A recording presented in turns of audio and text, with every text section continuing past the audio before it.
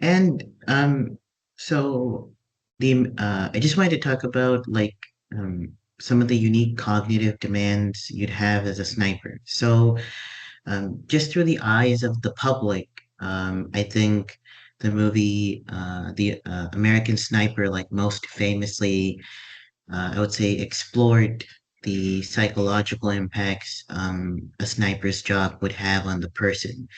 So, like, how do these unique cognitive demands contribute to the development of certain psychological challenges compared to other combat roles? And um, what are some of the most effective strategies for mitigating these challenges and also just like fostering long-term mental health within this highly specialized community?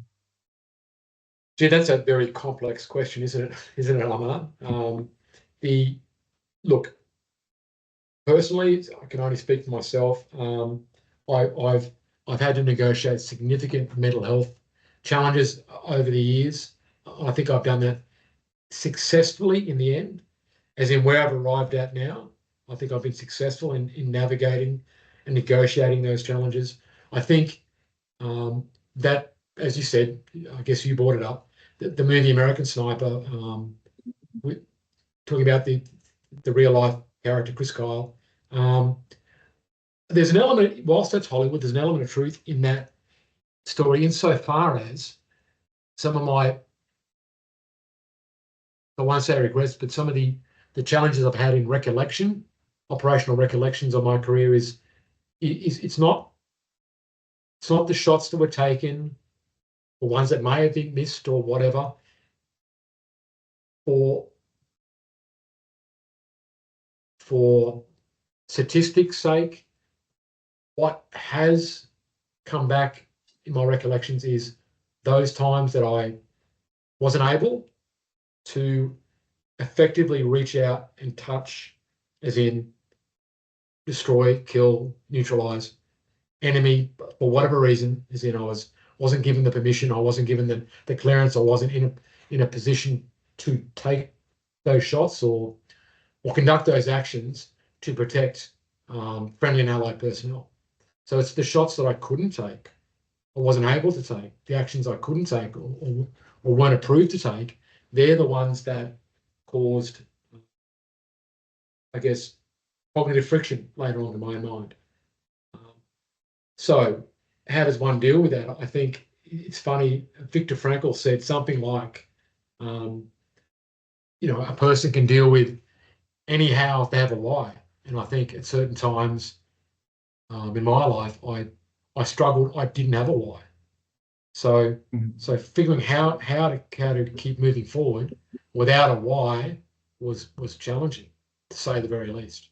And I think the why there is just got to be that special forces mantra of resilience. If you just keep going, because as long as you keep putting one foot in front of the other, if you don't have a why, surely you'll find one. You'll find a why if you keep moving forward. So that was something Mhm. that I always, I guess, try to do, is just keep moving forward, and then you'll find a why eventually, or at least live in that hope to find a why. Um, I guess other reasons, other things that cause challenges post-military service is, and one that I still believe, but I've come to terms with. Whereas in the past, when I was younger, I knew it, but I couldn't come to terms with the fact. And that is being especially Australian Special Air Service sniper, tier one sniper. That is probably the pinnacle of what I'm going to achieve in my life. So then to Mhm. step away from that and then go, okay, what's next? Or whatever's Yeah, next from a professional yeah, perspective. Yes. What is yeah, next? Gee, something yeah, less. And having to come to yeah, grips with that and learn. And that part of that is growth, is personal growth, to realize that, well, that's because for most of my adult life and professional life, all I ever considered as a success was my professional life.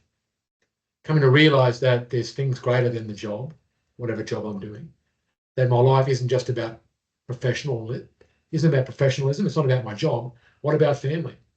What about my wife? What about my children?